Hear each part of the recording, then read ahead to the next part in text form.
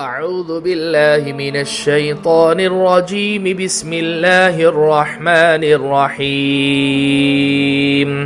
ولقد آتينا موسى 9 آيات بينات فاسأل بني إسرائيل إذ جاءهم فقال له فرعون إني لأظنك يا موسى مسحورا قال لقد علمت ما أنزل هؤلاء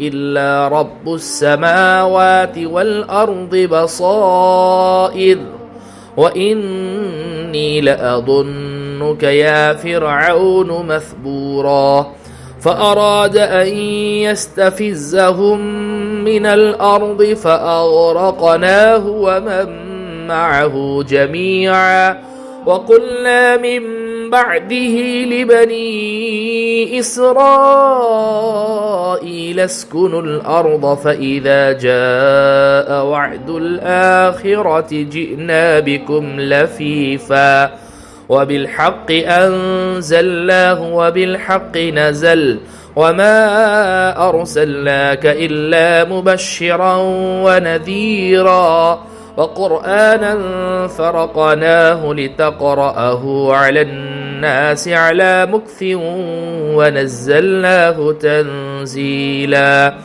قل آمنوا به أو لا تؤمنوا إن الذين أوتوا العلم من قبله إذا يتلى عليهم يخرون للأذقان سجدا ويقولون سبحان ربنا إن كان وعد ربنا لمفعولا إن كان وعد ربنا لمفعولا ويخرون للأذقان يبكون ويزيدهم خشوعا قل ادعوا الله أو ادعوا الرحمن أيما تدعوا فله الأسماء الحسنى ولا تجهر بصلاتك ولا تخافت بها وابتغ بين ذلك سبيلا وقل الحمد لله الذي لم يتخذ ولدا ولم يكن له شريك في الملك ولم يكن له ولي من الذل وكبره تكبيرا. میرے عزیزوں، پیاروں، بزرگوں، اللہ کے رسول پر ایمان رکھنے والے میرے دین عظیم بھائیوں، یہ 11 آیتیں جن کی تلاوت آپ حضرات کے سامنے کی گئی سورہ بنی اسرائیل کے 12ویں اور آخری رکوع کی 11 آیتیں ہیں، آیت نمبر 101 سے لے کر آیت نمبر 111 تک. اللہ سبحانہ و تعالی ارشاد فرما رہے ہیں اور ہم نے موسیٰ کو 9 کھلی نشانیاں دی تھی. اب بنو اسرائیل سے پوچھ لو کہ جب وہ ان لوگوں کے پاس گئے تو فرعون نے ان سے کہا کہ اے موسیٰ، تمہارے بارے میں میرا تو خیال یہ ہے کہ کسی نے تم پر جادو کر دیا ہے. ایک صحیح حدیث میں ان 9 نشانیوں کی تفسیر خود حضرت صلی اللہ علیہ وسلم نے یہ بیان فرمائی ہے کہ یہ 9 احکام تھے. نمبر 1 شرک نہ کرو، نمبر 2 چوری نہ کرو، نمبر 3 زنا نہ کرو، نمبر 4 کسی کو ناحق قتل نہ کرو، نمبر 5 کسی پر جھوٹا الزام لگا کر اسے قتل یا سزا کے لیے پیش نہ کرو، نمبر 6 جادو نہ کرو، نمبر 7 سود نہ کھاؤ، نمبر 8 پاک دامن عورتوں پر بہتان نہ باندھو، اور نمبر 9 اور جہاد میں پیٹھ دکھا کر نہ بھاگو. ابو داؤد شریف، نسائی شریف، ابن ماجہ شریف میں یہ روایت موجود ہے. تو اللہ سبحانہ و تعالی فرما رہے ہیں کہ ہم نے موسیٰ کو 9 کھلی نشانیاں دی تھی. اب بنو اسرائیل سے پوچھ لو کہ جب وہ ان لوگوں کے پاس گئے تو فرعون نے ان سے کہا کہ موسیٰ، تمہارے بارے میں میرا تو خیال یہ ہے کہ کسی نے تم پر جادو کر دیا ہے. موسیٰ علیہ السلام نے کہا تمہیں خوب معلوم ہے کہ یہ ساری نشانیاں کسی اور نے نہیں بلکہ آسمانوں اور زمین کے پروردگار نے بصیرت پیدا کرنے کے لیے نازل کی ہے. اور اے فرعون تمہارے بارے میں میرا گمان یہ ہے کہ تمہاری بربادی آنے والی ہے۔ کہ نبی جب کھلے نشانیوں کو لے کر جو ہے وقت کی ظالم بادشاہ کے سامنے پیش ہوتے ہیں تو ہونا تو یہ چاہیے کہ اس نے عبرت حاصل کر کے جو ہے ان کے اوپر ایمان لے آئے اور اپنی اصلاح کر لے، بجائے الٹا اللہ کی جلیل القدر پیغمبر موسیٰ کلیم اللہ علیہ السلام کو کہہ رہا ہے وہ بدبخت کہ جو ہے آپ پر تو جادو ہو گیا۔ اب موسیٰ علیہ السلام نے کہا کیا کہا جا سکتا ہے نا کہ جو ہے سوائے اس کے کہ تیری شامت آنے والی ہے، تیری بربادی آنے والی ہے۔ پھر فرعون نے یہ ارادہ کیا تھا کہ ان سب بنو اسرائیل کو اس سرزمین سے اکھاڑ پھینکے، لیکن ہم نے اسے اور جتنے لوگ اس کے ساتھ تھے ان سب کو غرق کر دیا۔ آپ کو پتہ ہوگا اور یہ واقعہ تفصیل کے ساتھ قرآن مجید میں موجود ہے، اور اس سے پہلے بھی کئی مرتبہ آپ لوگوں کے سامنے آ چکا ہے کہ فرعون جو ہے اپنی پوری قوم کے ساتھ جو ہے بنو اسرائیل کا پیچھا کرنے کے لیے موسیٰ علیہ السلام کے پیچھے گیا تھا، اور بیچ سمندر میں اللہ نے پوری اس کی قوم سمیت اللہ نے اس کو جو ہے نا غرق کر دیا، اس کو ڈبو دیا۔ اور اس کے بعد بنو اسرائیل سے کہا کہ تم زمین میں بسو۔ اللہ نے جو ہے ان کو یہ کرنے کے بعد بنو اسرائیل کو زمین میں بسایا۔ پھر جب آخرت کا وعدہ پورا ہونے کا وقت آئے گا تو ہم تم سب کو جمع کر کے حاضر کر دیں گے۔ جگہ جگہ اللہ سبحانہ وتعالی نے بعض بعد الموت کو، حشر کو، نشر کو، مرنے کے بعد دوبارہ زندگی کو، سوال و جواب کو، حساب و کتاب کو بیان فرمایا ہے۔ بالآخر انجام کار سب نے لوٹ کر تو اللہ سبحانہ وتعالی ہی کی طرف جانا ہے۔ وَبِالْحَقِّ أَنزَلْنَاهُ وَبِالْحَقِّ نَزَلَ وَمَا أَرْسَلْنَاكَ إِلَّا مُبَشِّرًا وَنَذِيرًا، اور ہم نے اس قرآن کو حق ہی کے ساتھ نازل کیا ہے اور حق ہی کے ساتھ یہ اترا ہے، اور اے پیغمبر صلی اللہ علیہ وسلم ہم نے تمہیں کسی اور کام کے لیے نہیں بلکہ صرف اس لیے بھیجا ہے کہ تم فرمانبرداروں کو خوشخبری دو اور نافرمانوں کو خبردار کرو۔ اس لیے بشیر اور نذیر یہ دونوں آپ کے صفاتی نام ہے، اور یہ دونوں آپ کے ٹائٹل ہیں کہ آپ بشارت دینے والے بھی ہیں کہ مومنوں کو جو ہے نا ان کی نیکیوں پر بشارت دینے والے، اور مجرموں کو ان کی نافرمانیوں پر ڈرانے والے۔ وَقُرْآنًا فَرَقْنَاهُ لِتَقْرَأَهُ عَلَى النَّاسِ عَلَى مُكْثٍ وَنَزَّلْنَاهُ تَنزِيلًا، اور ہم نے قرآن کے جدا جدا حصے بنائے تاکہ تم اسے ٹھہر ٹھہر کر لوگوں کے سامنے پڑھو، اور ہم نے اسے تھوڑا تھوڑا کر کے اتارا ہے۔ قرآن کریم جو ہے نا آسمانی دنیا پر جو ہے لوح محفوظ سے یہ تو پورا ایک ساتھ آیا، پھر آسمانی دنیا سے اللہ کے نبی علیہ السلام کے قلب اطہر پر جبرائیل علیہ السلام جو ہے 30 سال کے عرصے میں تھوڑا تھوڑا جیسی جیسی ضرورت آتی گئی لاتے گئے، اور آپ پر قرآن اترتا گیا۔ اس لیے قرآن کی دونوں صفات ہے، انزال ایک ساتھ قرآن کا اترنا، اس سے مراد یہی ہے لوح محفوظ سے آسمانی دنیا پر آنا، اور تنزیل یعنی آہستہ آہستہ، یعنی پھر جیسے ضرورت آتی گئی آسمانی دنیا سے آپ تک جو ہے جبرائیل امین کے واسطے سے پہنچتا گیا۔ قل آمنوا به أو لا تؤمنوا إن الذين أوتوا العلم من قبله إذا يتلى عليهم يخرون للأذقان سجدا، کافروں سے کہہ دو کہ چاہے تم اس پر ایمان لاؤ یا نہ لاؤ، جب یہ قرآن ان لوگوں کے سامنے پڑھا جاتا ہے جن کو اس سے پہلے علم دیا گیا تھا تو وہ تھوڑیوں کے بل سجدے میں گر جاتے ہیں۔ وَيَقُولُونَ سُبْحَانَ رَبِّنَا إِن كَانَ وَعْدُ رَبِّنَا لَمَفْعُولًا، اور کہتے ہیں پاک ہے ہمارا پروردگار، بے شک ہمارے پروردگار کا وعدہ تو پورا ہو کر ہی رہتا ہے۔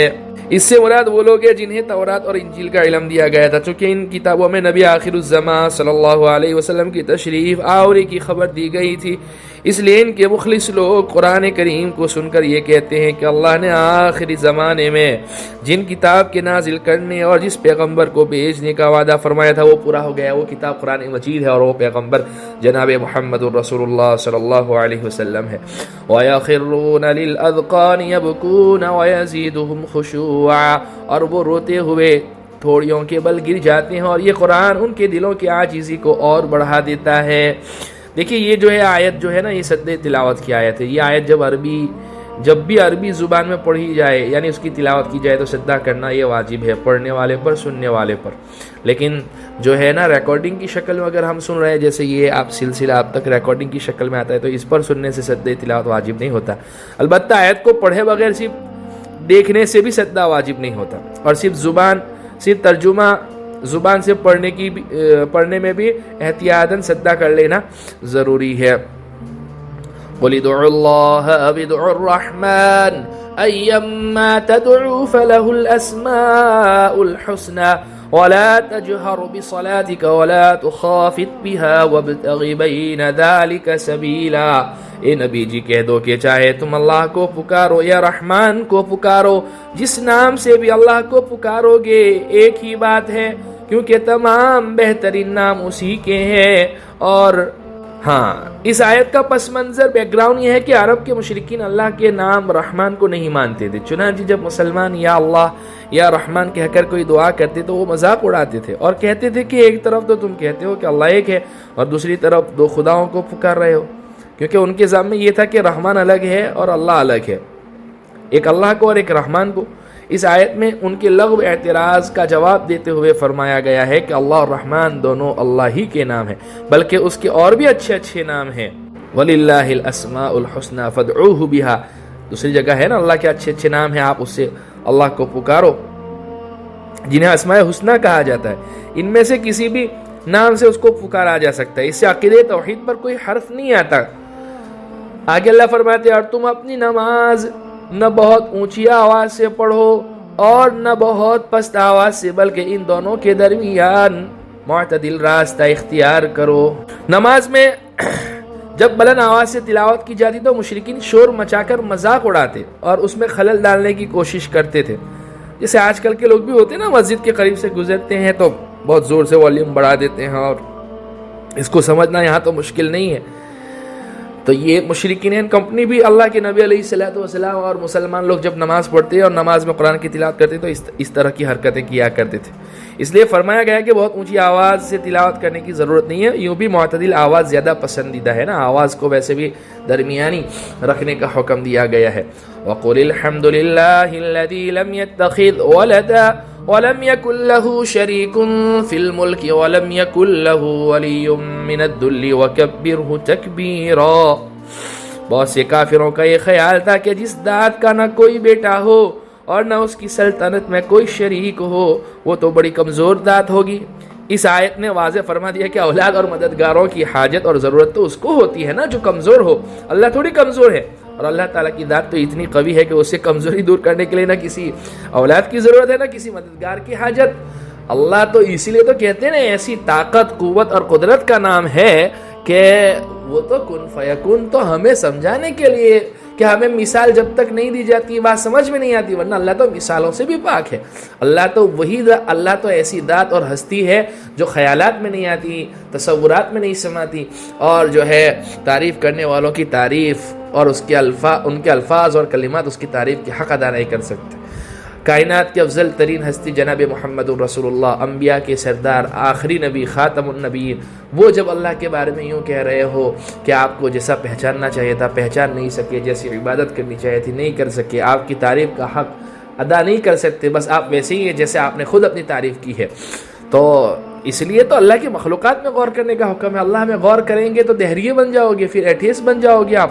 تو اللہ سبحانہ و تعالی وہ ذات اور وہ طاقت اور وہ قوت اور ایسی قدرت کا نام ہے جس کی نہ کوئی اولاد ہے نہ اسے کسی یار و مددگار کی ضرورت ہے. کہ اللہ کمزور نہیں ہے، اللہ ضعیف نہیں ہے، اللہ جو ہے اللہ میں ضعف اور اضمحلال اور کمزوری نہیں ہے، بلکہ اللہ تو طاقت اور قوت اور ایسی قدرت کے حامل ہے کہ اللہ سبحانہ و تعالیٰ کو کسی کی ضرورت نہیں ہے. ہم سب اللہ کے محتاج ہیں لیکن اللہ کو کسی کی ضرورت نہیں ہے. سورہ اخلاص میں اللہ نے جو اپنا تعارف کروایا ہے، بہرحال یہ جو ہے سورہ بنی اسرائیل کا آخری رکوع تھا اور 12واں رکوع 11 آیتوں پر مشتمل. ٹوٹل جو ہے اس میں اس صورت میں 111 آیتیں تھیں اور 12 رکوعات تھے. یہ تفسیر خلاصہ نچوڑ آپ لوگوں کے سامنے آ چکا. انشاءاللہ العزیز زندگی باقی رہی تو پھر منڈے کے دن سے سورہ کہف کی ابتدا کریں گے. اللہ سبحانہ و تعالی ہمارے اس مبارک سلسلے کو قبول فرماوے، نجات بخشش کا ذریعہ بناوے، کہنے سننے سے زیادہ عمل کی توفیق عطا فرماوے. وآخر دعوانا الحمدللہ رب